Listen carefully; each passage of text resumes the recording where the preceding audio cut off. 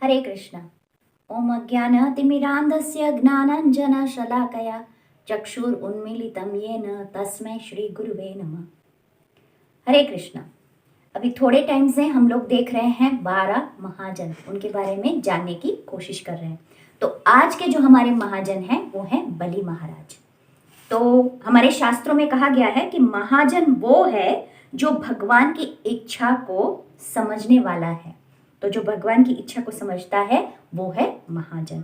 तो हमारे जो आज के महाजन है बलि महाराज, वो भी भगवान को बहुत बहुत ज्यादा समझते हैं और वो क्या करते हैं, आत्मसमर्पण, भगवान को अपना सब कुछ दे देते हैं और आत्मसमर्पण करते हैं। और वो उनसे हमें बहुत ही सुंदर शिक्षाएं दे रहे हैं।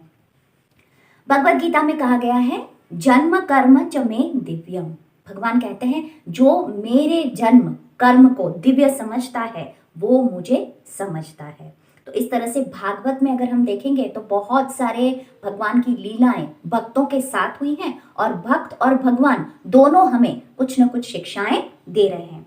तो इसमें अगर देखा जाए तो जब 8वें स्कंद में बलि महाराज हार जाते हैं और वापस अपने गुरु के पास आते हैं जो हैं शुक्राचार्य। तो शुक्राचार्य उनको सांत्वना देते हैं और शुक्राचार्य कहते हैं तुम एक काम करो, तुम विश्वजीत यज्ञ करो। और वो जब विश्वजीत यज्ञ करते हैं, गुरु का, साधुओं का, ब्राह्मणों का आदर सत्कार और उनकी अच्छी तरह से सेवा करते हैं, तब वो सब उन्हें आशीर्वाद देते हैं। और उनके आशीर्वाद से वो इतने बलवान हो जाते हैं कि वो देवताओं पे वापस अटैक करते हैं और उनका सारा सब कुछ ले लेते हैं। जब वो इतने बलवान हो जाते हैं तो इंद्र अपने गुरु बृहस्पति से पूछते हैं कि ऐसा तो बलि ने क्या किया कि उसको इतना बल मिल गया, इतना वो शक्तिशाली हो गया कि वो उसने हमें हरा दिया।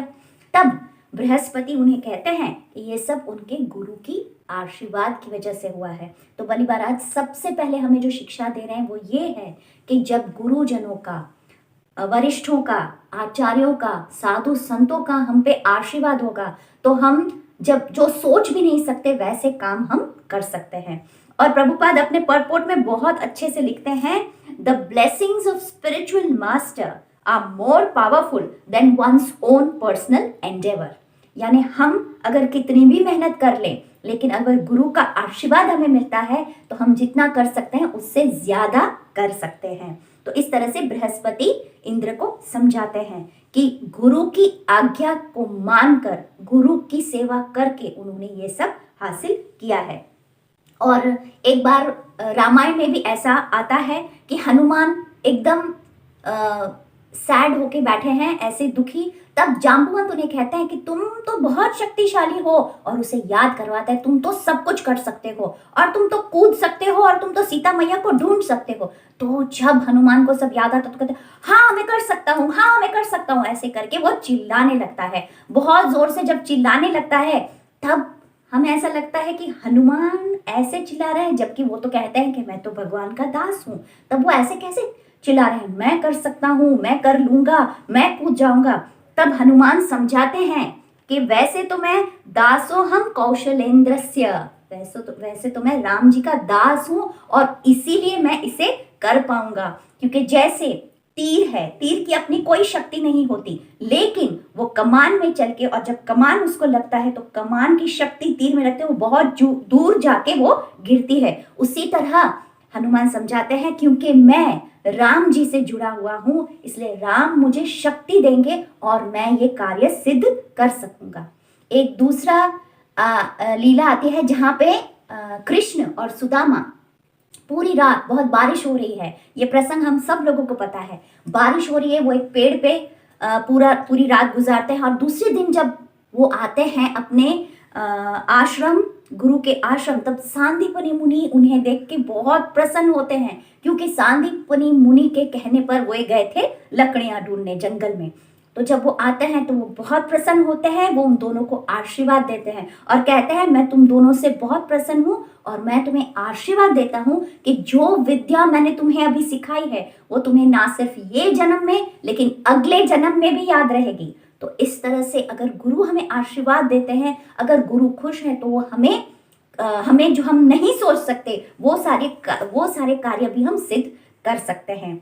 एक और बहुत अच्छा दृष्टांत मुझे याद आ रहा है, जिसमें भक्ति सिद्धांत सरस्वती ठाकुर अपने कुछ शिष्यों के साथ एक नाव में गंगा पार कर रहे थे। जब वे गंगा पार कर रहे थे तो उनके एक शिष्य ने भक्ति सिद्धांत सरस्वती ठाकुर से पूछा कि ऐसा कैसे, आप हैं गोष्ठियानंदी और आपके गुरु महाराज गौर किशोरदास बाबा जी तो भजनानंदी थे, तो आप जब देखिए तब ऐसा क्यों कहते रहते हैं कि ये तो सब मेरे गुरु की कृपा है, ये तो सिर्फ सब कुछ मेरे गुरु का बल है, तो ऐसे कैसे संभव हो सकता है। तब भक्ति सिद्धांत सरस्वती ठाकुर उनको बहुत अच्छे से समझाते हैं कि देखो, इस नाव में तुम्हें ये इंजन दिख रही है। उन्होंने बोला हाँ, और इंजन में से धुआं निकलता दिख रहा है, हाँ, और इंजन इतनी आवाज करी है वो सब सुनाई दे, बोले हाँ। तो बोले मैं इस इंजन की तरह हूँ जो धुआं निकाल रहा है, आवाज कर रहा है, तुम्हें ऐसा लग रहा है कि मैं इतना सारा प्रयास कर रहा हूँ भगवान की भक्ति फैलाने में और वो करने में, और लेकिन इस इंजन के अंदर एक बहुत ही ज्यादा पावरफुल मजबूत बैटरी है जिसकी वजह से ये इंजन चल रहा है। तो मेरे गुरु महाराज जो हैं वो उस पावरफुल बैटरी की तरह हैं, जो मुझे बल दे रहे हैं, जो मुझे शक्ति दे रहे हैं और जो मुझे आशीर्वाद दे रहे हैं, जो अपना तेज मुझे दे रहे हैं, जिससे ये सारे कार्य मुझसे हो रहे हैं। तो इस तरह से वो बहुत अच्छे से समझाते हैं। जैसे गुरु का आशीर्वाद हमारे लिए बहुत आवश्यक है और उनके बल की वजह से, उनकी कृपा से हम कुछ कर पाते हैं, वैसे ही अगर गुरु क्रोधित हो जाते हैं या फिर जैसे हम कुछ अगर अपराध करते हैं और वो हमसे नाराज होते हैं, क्रोधित होते हैं, तो वो श्राप भी दे सकते हैं। जैसे कर्ण के एग्जाम्पल में कर्ण परशुराम के पास गए और उन्हें कहा कि आप कृपया मुझे, आप अपनी जो विद्या है, अस्त्र शस्त्र की विद्या, वो आप मुझे सिखाएं। तो परशुराम ने कहा मैं सिखाऊं, लेकिन मैं सिर्फ ब्राह्मणों को सिखाता हूं। तो कर्ण ने कहा मैं ब्राह्मण, और ऐसे करके उसने अस्त्र शस्त्र की सारी विद्याएं परशुराम जी से सीख ली। एक दिन ऐसा हुआ कि परशुराम जी उनके सिर उनके पैर के ऊपर रख के सो रहे थे, आराम कर रहे थे। तब कर्ण को एक बिच्छू ने आके काट लिया। वो उसको इतना तेज दर्द हुआ, लेकिन उसने सहन किया और उसमें से फिर खून निकलने लगा। जब खून निकलने लगा और बहते बहते वो गुरु के हाथ को जाके लगा, तब गुरु की नींद खुल गई और उसने देखा कि कर्ण के पैर में से इतना खून निकल रहा है। तब उसने पूछा ये क्या हुआ। तब कर्ण ने बताया कि एक बिच्छू ने आके मुझे काटा, लेकिन मैं हिला नहीं, कहीं आपका जो आराम है, आप आराम करो, उसमें आपको डिस्टर्ब ना हो। तब उसने कहा कि तुम ब्राह्मण नहीं हो, ये ऐसी शक्ति, ऐसे सहन करने की शक्ति सिर्फ क्षत्रिय में होती है, कौन हो तुम, मुझे बताओ। और फिर कर्ण कहता है कि मुझे क्षमा कीजिए, मैं ब्राह्मण नहीं हूँ, लेकिन मैं क्षत्रिय हूँ। ऐसे करके जब सूत पुत्र ऐसे करके जब वो बताते हैं, तब वो बहुत नाराज होते हैं परशुराम जी और उसको श्राप देते हैं कि मैंने अब तक तुम्हें जितनी भी विद्याएं सिखाई हैं, जब तुम्हें उनकी सबसे ज्यादा जरूरत होगी तब तुम उसे इस्तेमाल नहीं कर पाओगे। इस तरह से जब गुरु क्रोधित होते हैं तो हमें श्राप भी दे सकते हैं, इसलिए हमें बहुत ध्यान से उनकी सारी जो भी वो शिक्षाएं देते हैं, जो भी वो कहते हैं, उनका अनुसरण करके उनका पालन करना चाहिए। तो इस तरह से जो बृहस्पति हैं वो इंद्र को समझा रहे हैं कि तुमने भी ऐसा ही किया था।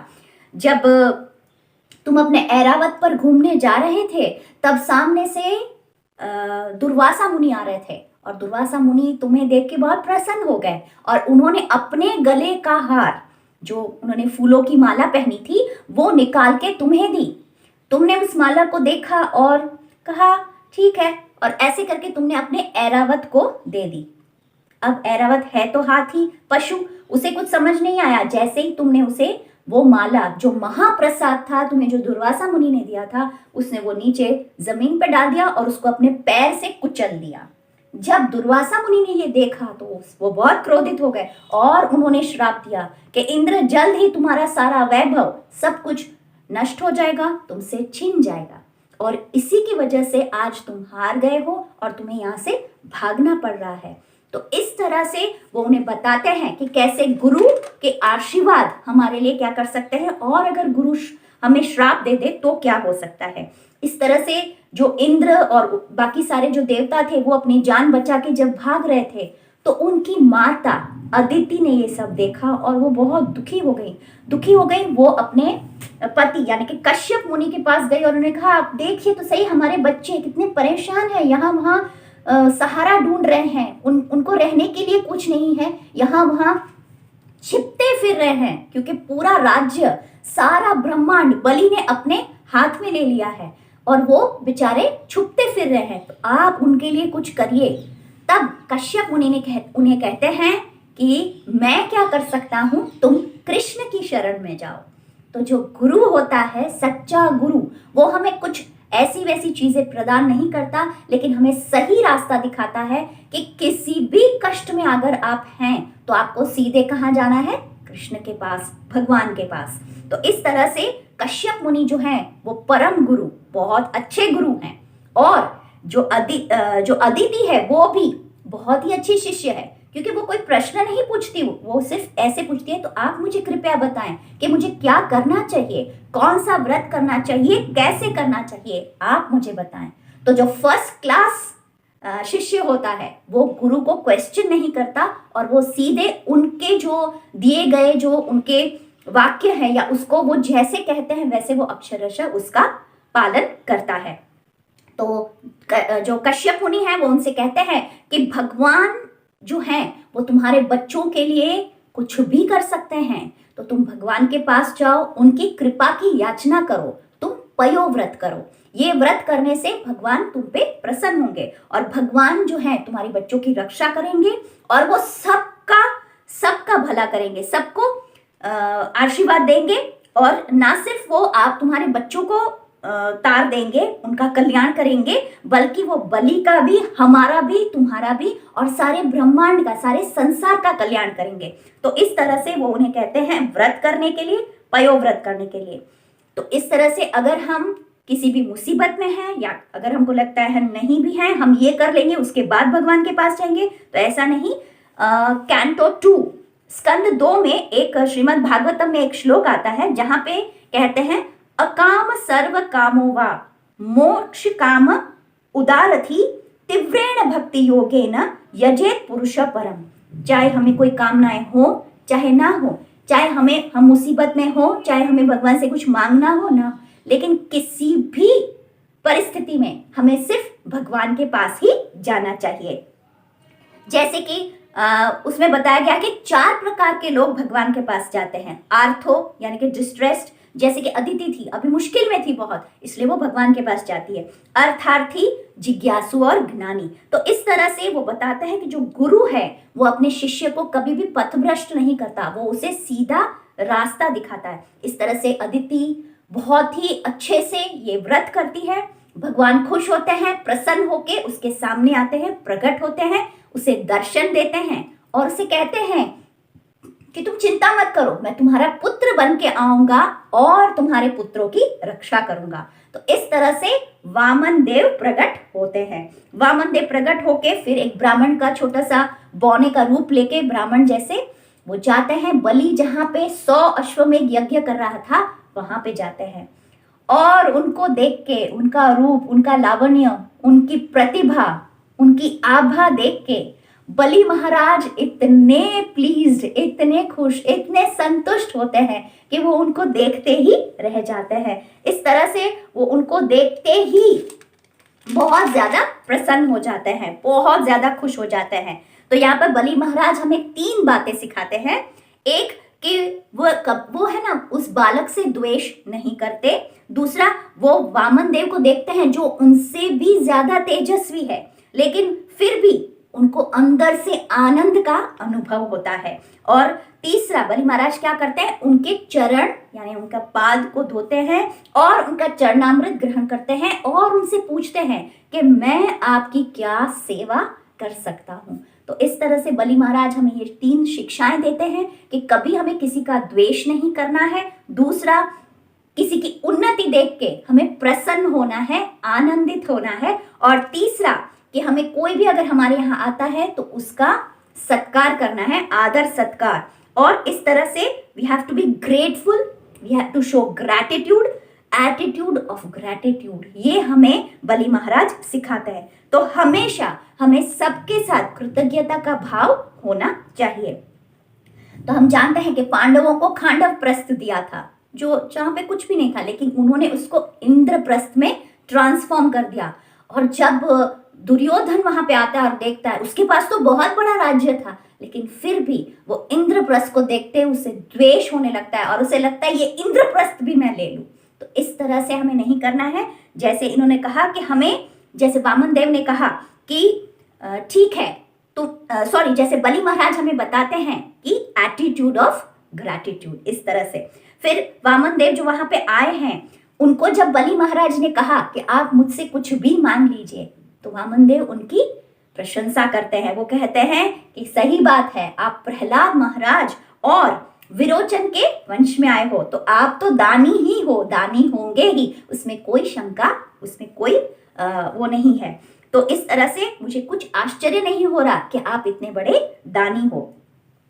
एक बार राधानाथ स्वामी महाराज एक अपने लेक्चर में कह रहे थे, जैसे इन्होंने बलि महाराज से, यानी कि वामन देव ने बलि महाराज से जो 3 पग मांगे कि मुझे सिर्फ 3 पग भूमि के चाहिए, उसी तरह हमें भी 3 पग ही चाहिए। तो वो 3 पग हमारे लिए क्या है? सबसे पहला है भक्तों का संग, दूसरा है खाने के लिए थोड़ा सा प्रसाद, और तीसरा है आराम करने के लिए थोड़ी सी जगह। हमें भी ये 3 पग ही मांगने चाहिए भगवान से। तो इस तरह से बलि महाराज के कहने पर वो जो छोटे से वामन देव थे, उन्होंने 3 पग भूमि मांगी। जब उन्होंने 3 पग भूमि मांगी, तब बलि महाराज को लगा, अरे जितने छोटे तुम हो उतनी तुम्हारी बुद्धि भी छोटी है, 3 पग में तुम्हारा क्या होगा? तुम मेरे से एक गांव मांग लो, एक शहर मांग लो, मैं तुम्हें पूरा एक ब्रह्मांड दे सकता हूँ, एक पूरा ग्रह दे सकता हूँ, मैं सबका स्वामी हूँ, मैं तुम्हें कुछ भी दे सकता हूँ।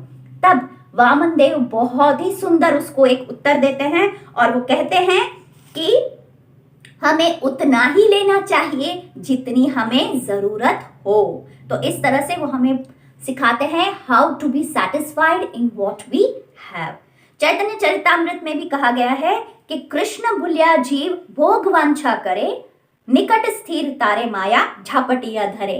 यानी जब हम, जिस क्षण हम कृष्ण को भूल जाते हैं, उसी क्षण माया हमें पकड़ लेती है। माया पकड़ के 2 चीजें करती है, एक तो हमें बुला देती है कि Krishna is the supreme personality of God head, और हमें शरीर के स्तर तक ला देती है। और दूसरा काम वो करती है कि वो हमें ऐसे बताती है कि यू आर एवरीथिंग, तुम सब कुछ कर रहे हो, तुम बड़े महान हो। तो हमें लगता है वाह, मैं सब कुछ कर रहा हूं, और मैं करते हम माया में फंस जाते हैं। लेकिन हम भूल जाते हैं कि जिसको हम फायर एक्सटिंग्विशर समझ रहे हैं, जिससे हम सब बुझाने की कोशिश कर रहे हैं, ये जो आग लग जाती है, वो एक्चुअली फ्यूल है, जिससे आग और भड़क जाएगी। तो हमें यहाँ पे बलि महाराज जो वामन देव हैं, उनका तर्क सुन के इतने प्रसन्न होते हैं कि हमें जितना चाहिए उतना ही हमें लेना चाहिए। बहुत खुश होते हैं और कहते हैं ठीक है, तुम्हें जो चाहिए तुम मांगो, मैं तुम्हें दूंगा। तब शुक्राचार्य जो उनके गुरु थे, वो उनको मना करते हैं बलि महाराज को कि नहीं, ये विष्णु है, ये हमारा दुश्मन है, तुम क्या कर रहे हो, ये शत्रु है, ये तुमसे सब कुछ अपना, तुम्हारा सब कुछ छीन लेगा, तुम इसे कुछ मत दो। तब बलि महाराज थोड़ा सोचने लगते हैं कि क्या करूं, और फिर वो सोचते हैं फिर वो सोचते हैं कि नहीं, दधीची मुनि ने और अम्बरीश महाराज ने और ऐसे बड़े बड़े जो राजा हैं, जैसे कि निमि राजा, शिबी राजा, इन्होंने अपना सब कुछ दूसरों के लिए न्यौछावर कर दिया था। तो क्या मैं अपना सब कुछ भगवान को नहीं अर्पण कर सकता? इस तरह से सोच के वो अपने गुरु की भी अवज्ञा करते हैं और वो आत्मसमर्पण करते हैं। तो हमें बलि महाराज ये जो लास्ट शिक्षा जो उनकी है, वो ये समझाते हैं कि अगर हमारे वैल्यूज स्ट्रांग होंगे, यानी कि हमारे को जीवन के जो मूल्य हैं वो अगर स्ट्रांग होंगे, मजबूत होंगे, तो हमें जो डिसीजंस लेने में बहुत इजी हो जाएगा कि हमें, और वो भी राइट डिसीजंस, वो हमें हेल्प करेगा। तो वो कहते हैं, बलि महाराज कहते हैं कि नहीं, मैंने अभी वचन दे दिया है वामन देव को, और मैं उन्हें वो जो मांगेंगे वो दूंगा। और वो भगवान से कहते हैं कि आपको जो चाहिए आप ले लीजिए।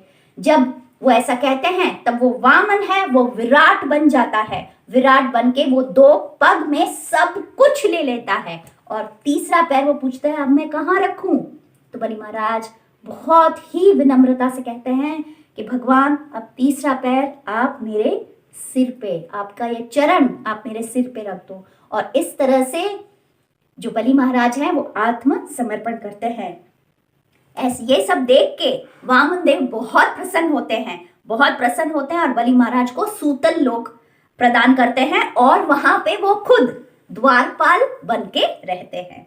तो इस तरह से वो बलि महाराज को ना सिर्फ उस पर कृपा करते हैं, उनको आशीर्वाद भी देते हैं। और चैतन्य चरितामृत में चैतन्य महाप्रभु कहते हैं कृष्ण कहे अमा भजे मांगे विषय सुख। अब कृष्ण को हम भजते हैं लेकिन हम मांगते क्या है? विषय सुख। चैतन्य चरितामृत में ये कहा गया है, चैतन्य महाप्रभु खुद ये कह रहे हैं कि कृष्ण कहे अमा भजे मांगे विषय सुख, अमृत छाड़ी विषय मांगे एई बड़ो मूर्ख। वो अमृत छोड़ के और क्या मांग रहा है? विषयों के सुख मांग रहा है। कितना बड़ा मूर्ख है। आगे कहते हैं अमी विज्ञ एही मूर्खे विषय कहने दीबा। ठीक है, मैं इंटेलिजेंट हूं, मुझे तो पता है कि क्या सही। ये मूर्ख है, ये मुझसे सब विषय सुख मांग रहा है, लेकिन मैं तो इंटेलिजेंट हूं, मैं उसको ये सब क्यों दूंगा? मैं उसे क्या दूंगा? तो भगवान कहते हैं स्वचरणामृत दिया विषय भुलाइबा। मैं उसको अपना स्व का यानी मेरा अपना चरणामृत दूंगा। चरणामृत यानी मर्सी। मैं उसको कृपा दूंगा, मेरी ऐसी कृपा कि मैं उसे अपॉर्चुनिटी दूंगा कि वो मेरी सेवा कर सके। तो इस तरह से भगवान बहुत ही कृपालु हैं और वो जानते हैं कि हमें क्या चाहिए, हमारी क्या इच्छा है, और वो हमारी सारी इच्छाएं पूरी करते हैं। तो हमें वही मांगना है जो ये 12 महाजन जो मांग रहे हैं। तो हम भगवान से प्रार्थना करेंगे कि आप हम पे कृपा करें और हमें शक्ति दें और हम पे कृपा करें कि हम ये 12 जो महाजन हैं, बलि महाराज जो हमें सिखा रहे हैं, उन शिक्षाओं को फॉलो कर सकें। Thank you. हरे कृष्णा।